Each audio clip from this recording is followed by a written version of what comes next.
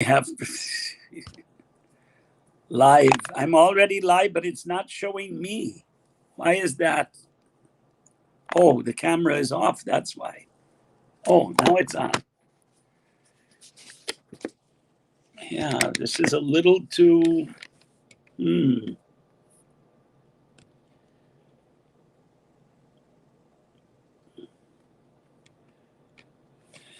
Okay, it's on. Yeah, I'm ready.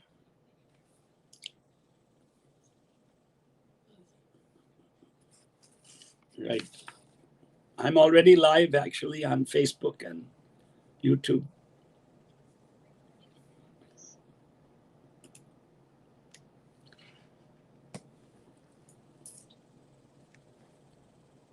Should I start then? Namahom Vishnu Padaya Krishna Preshtaya Bhutale Shrimate Bhaktivedanta Swaminiti Namane Namaste Saraswati Devi Gauravani Pracharane Nirvishesha Shunyavadi Paschatya Deshatarane.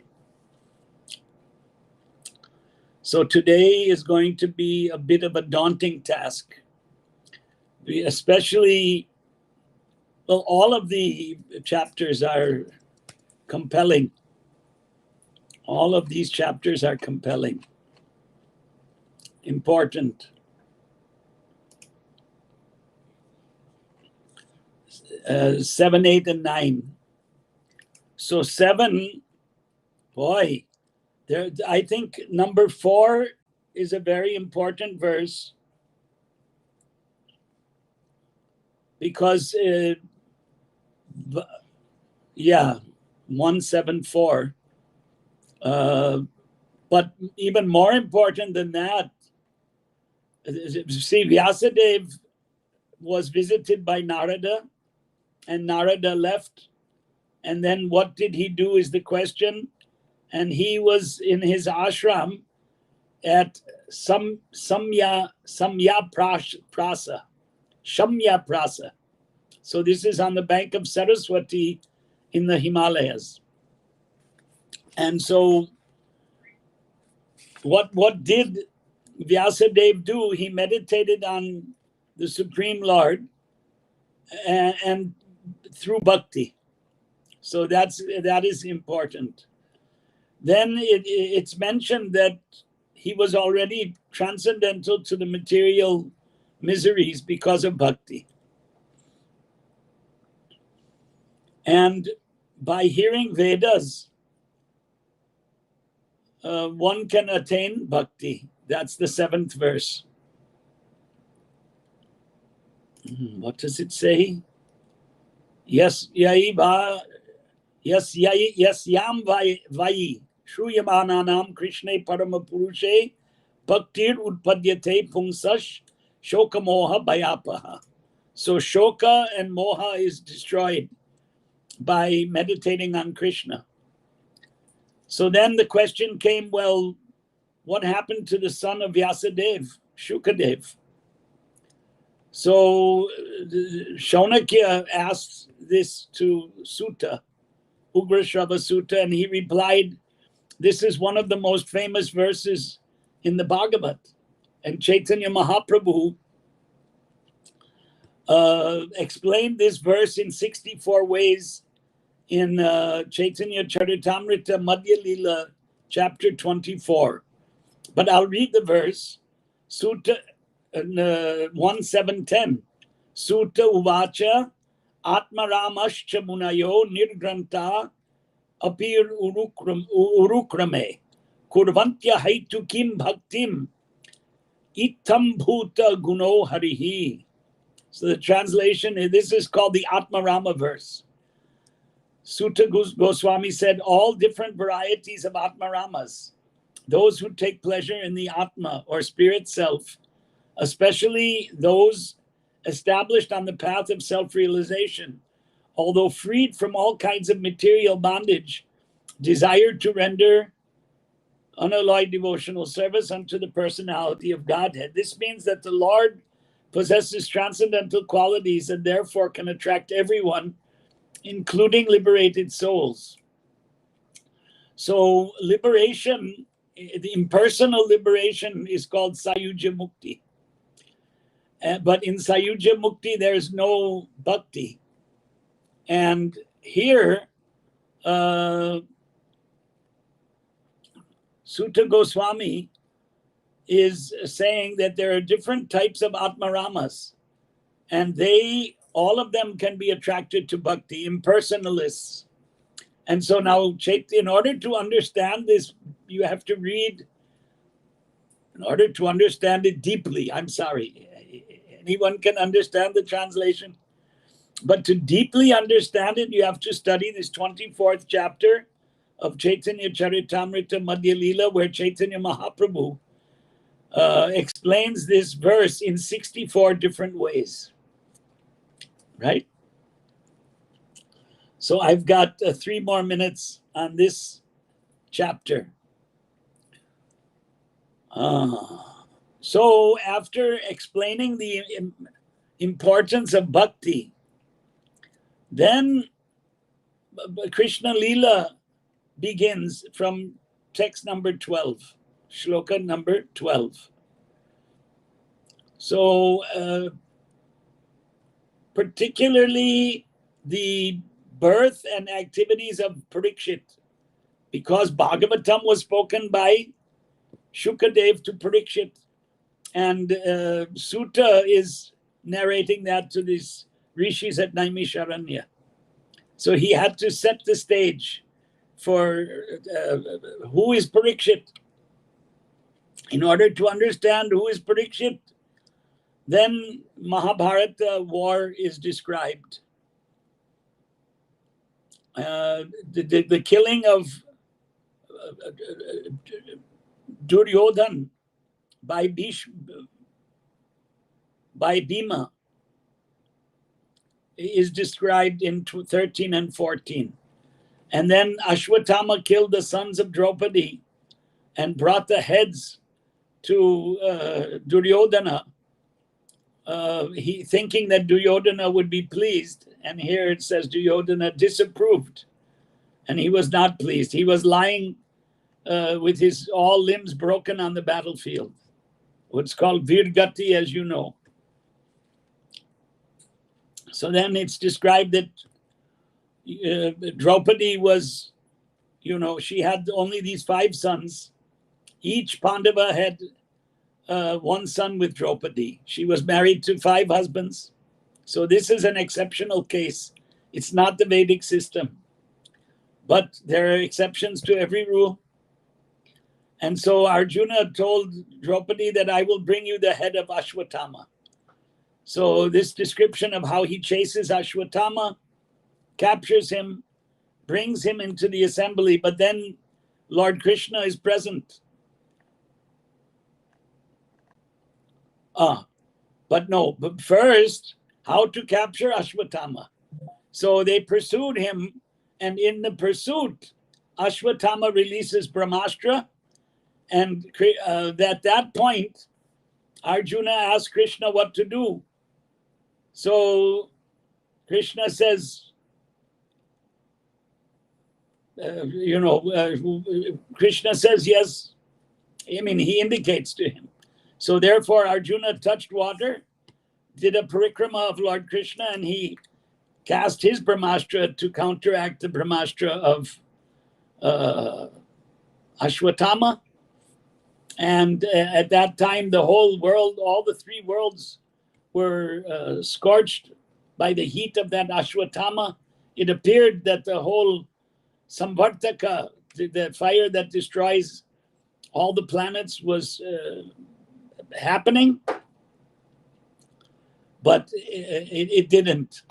Arjuna was able to retract both of the Brahmastras, and then able to arrest Ashwatthama, bring him in front of Draupadi, and then he told Draupadi, now I will execute him. So then Draupadi says, well, his mother will also become a widow like me, and and he's a Brahmin by caste and by learning also. So the mother of Ashwatthama was Kripacharya's sister. Kripacharya survived the battle of Kurukshetra. He fought with the Kauravas, but he survived. And Dronacharya's wife was a widow because Dronacharya's head was cut off by Drishtadyumna. So then Draupadi said that don't kill him. So now how do you kill him without killing him? And Lord Krishna said that Brahmabandhu also should not be killed. But if he's Atatai, he should be killed. So now you decide. So then at that time, Arjuna cut off a jewel and hair on the head of Ashwatthama. And it was considered that he had lost all of his wealth and his residence, and he was driven out of the camp. So I went over 2 minutes on the description of chapter 7. Now chapter 8 are Kunti's prayers to Lord Krishna. So, and then Parikshit was also saved. That's described because Parikshit was in the womb of his mother. His father was Abhimanyu. He was killed in the battle of Kurukshetra. So here, after Ashwatthama was punished, the Pandavas performed all of the last rites of those who were killed in the battle of Kurukshetra, along with Lord Krishna. And at that time, Yudhishthir, upon the advice of Lord Krishna, performed 3 Ashwamedha yagnas, which made him famous. Lord Indra is called Shatakratuhu, one who performed 100 Ashwamedha yagnas. So then Lord Krishna prepared to leave the Pandavas after the war. And at that time, the mother of Parikshit ran towards Lord Krishna that please protect me, that an iron arrow is coming to kill the son in my womb, which was Parikshit. And apparently Ashwatthama again invoked a Brahmastra, this time to kill Uttara, because the Parikshit was the only survivor of the descendants of the Pandavas. He would have been the only survivor. So at that time, Pandavas apparently took up their weapons to defend Uttara, their daughter-in-law. But Lord Krishna invoked Sudarshan Chakra, and he protected Parikshit when he was Garbhastha, when he was in the womb of his mother. So only Lord Krishna could protect Parikshit at that time. So seeing this, Kunti Devi began to address Krishna with prayers. And wow. Number 24, what is it? 1:8:24. Kunti prays that you saved us. Vishan Mahagne Purushada Darshanat Sat Sabhayam Vanavasa Krichrataha Mride Neka Maharathas Tatro Maharathastrato Dronyastas Chasma Harer Birikshitaha. So you saved us from the poison, being poisoned. That was Bhima, the fire, Laksha Griha, from cannibals in the forest, from the vicious Asat Sabha, when Draupadi was attempted to be stripped naked in the assembly. Then during the Vanavas, and for 13 years, and then in the Battle of Kurukshetra, and now from this Brahmastra of Ashwatthama. So the prayers of Kunti, all of those prayers are praising Lord Krishna. I'm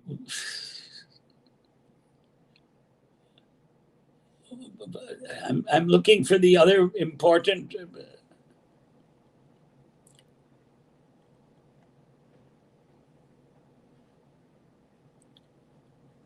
All of them are important. That is the thing. But there was one that I remember. I'm not finding it.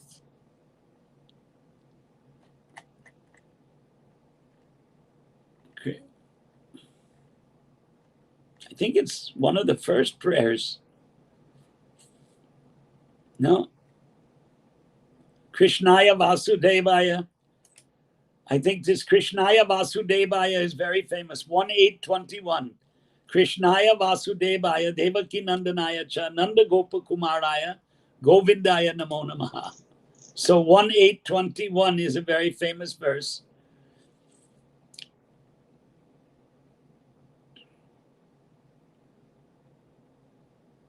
God, there's one more. Katam Pashyema Histriyaha. I'm not finding that verse right now.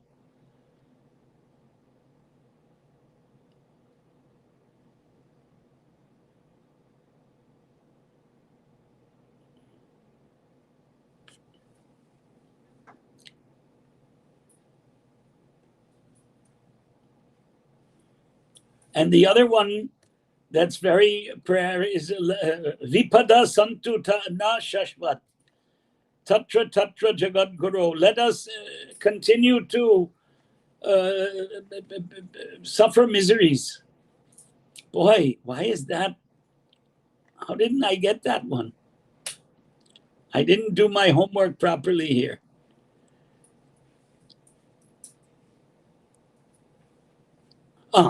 Number 25. I'm sorry. So that's Vipada. Vipada Santu. May we suffer miseries again and again. Hey Jagat Guru Krishna, because Bhavato Darshana Yat Syat. If we suffer miseries, we see you. Apunar Bhava Darshanam. If we don't suffer these miseries, when will we see you? So this is a very important verse. 1:8:25.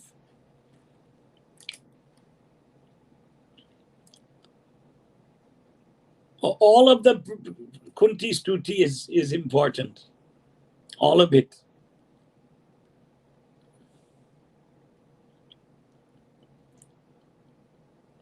Something, I missed the one.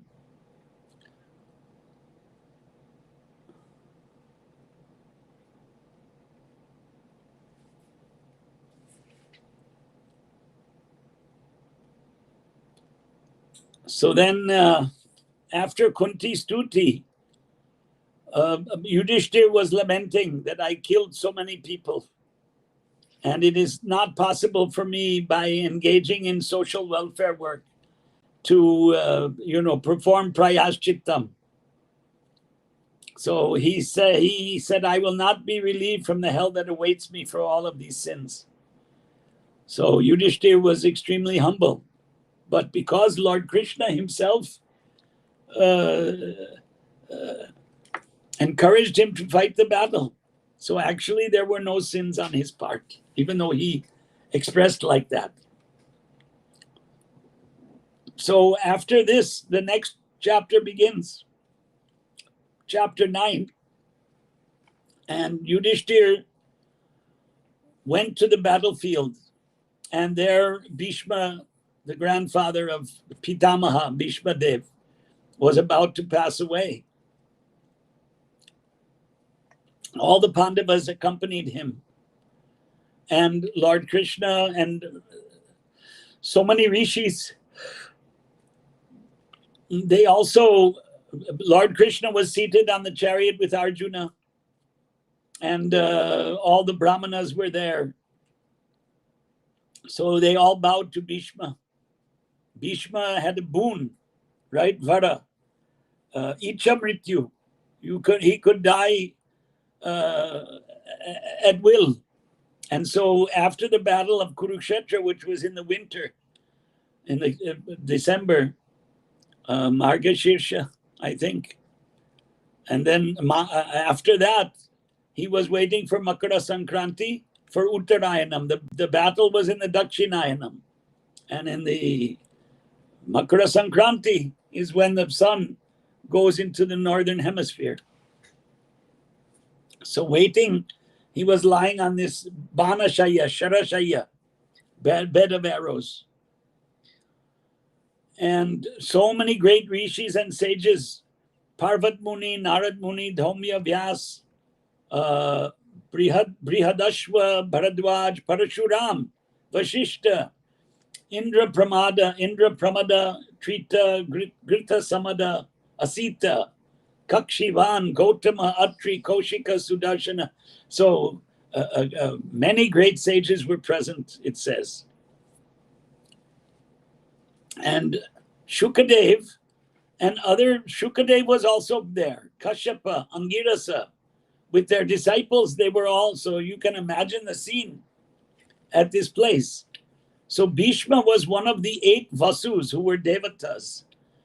And all of those Devatas were thrown into the Ganga by Ganga Devi, who was the mother of Bhishma. But Bhishma was destined to remain in this world, and therefore she didn't throw him into the Ganga. He knew what was Dharma. Dharmagya, Bhishma is a Mahajan. So therefore he knew how to greet, even though he was lying on a bed of arrows, he still greeted all those rishis and the Pandavas and the Brahmanas. So Lord Krishna, who's the Paramatma, was present before Bhishma when he was about to leave his body. And Bhishma understood who was Lord Krishna all along. He was never in ignorance that Krishna was the Supreme Personality of Godhead.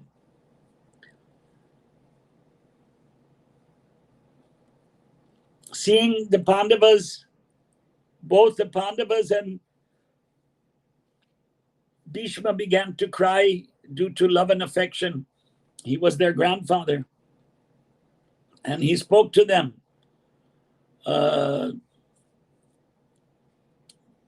That you suffered, but you didn't deserve to suffer. But you were protected by the Brahmanas, by Bhagavan Krishna, and by Dharma. And as far as Kunti, she suffered greatly. My daughter-in-law Kunti. So Bhishma says, in my opinion, all of this is due to inevitable time. So this is an interesting number 14. The time is Krishna. Kalosmi lokakshaya krit pravrittaha, Krishna says in Bhagavad Gita. So how wonderful is time in text 15, 14 and 15. And in 18, Krishna is the Supreme Person, Bhishma says. Evam vai Bhagavan Sakshad Adhyo Narayanaf Puman Mohayan Mayaya Lokam. All the 3 worlds are in illusion because of his Maya Shakti. Gudhash Charita Vrishnishu. So he appears just like a ordinary human being in the Vrishni dynasty. So we don't understand that he's Narayana. And Bhishma tells Yudhishthira that Shiva, Narada, Kapila, they all know the glories of Lord Krishna. So Bhishma glorifies Krishna. And then having heard all of this from Bhishma, Yudhishthira asked Bhishma, what is Dharma? That is number 25. Yudhishtiras tada karnya shayanam sharab panjare. Oh, this I have to, right. Apritchad vividhan dharman rishinam chanu shrinvatam. So Yudhishthir heard what Bhishma was saying, and then he inquired, what is dharma? So number 27 is a very, very key and important verse that I've memorized. Dana dharman, raja dharman, moksha dharman, vibhagashaha, stri dharman, bhagavad dharman, samasa vyasa yogataha. So Bhishma described dharma to Yudhishthir, and he explained by divisions acts of charity, dana dharman, pragmatic activities of a king, raja dharman, and activities for salvation, moksha dharman. Then he described the duties of women and devotees, stri dharman, and then bhagavat dharman. So what is dharma? This is actually just a synopsis of what is in the Shanti Parva of the Mahabharata, where all of this Varnashram dharmas are explained in great detail. So here is just a brief explanation of all that.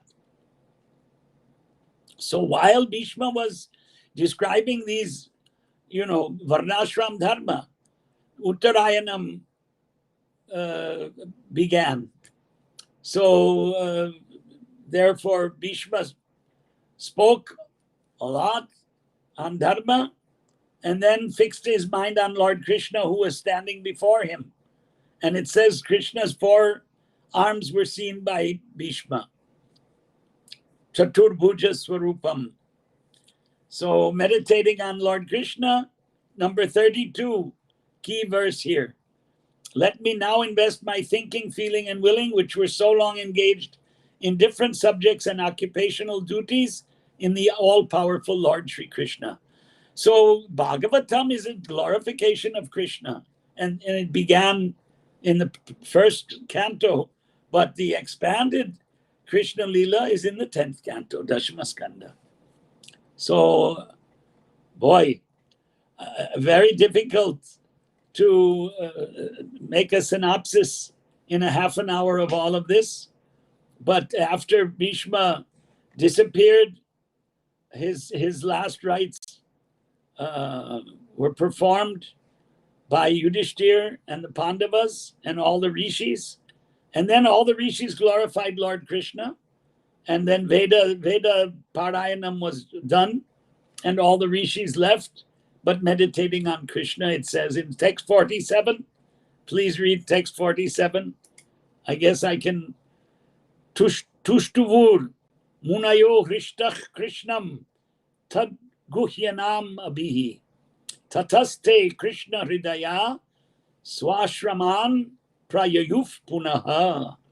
So all the sages who were present there by reciting Vedas glorified Krishna, and then they returned to their ashramas, but thinking of Krishna. And Yudhishthir and Pandavas went to Hastinapur, where they ruled the kingdom, and then later on they took Vanaprastha ashram and went to the Himalayas. And also it says that he consoled Dhritarashtra and Gandhari. Gandhari was also a yogini, it says here. English says mystic, but I think tapasvini, excuse me. She had performed a lot of austerities, so she's called an ascetic. So, wow, it's a tough task to present these. These chapters need to be studied in depth, and just to present a brief synopsis may not do full justice, but I made a humble attempt today. And tomorrow we'll take the next 3, which will be 10, 11, 12. Hare Krishna. Is it a little dark, huh?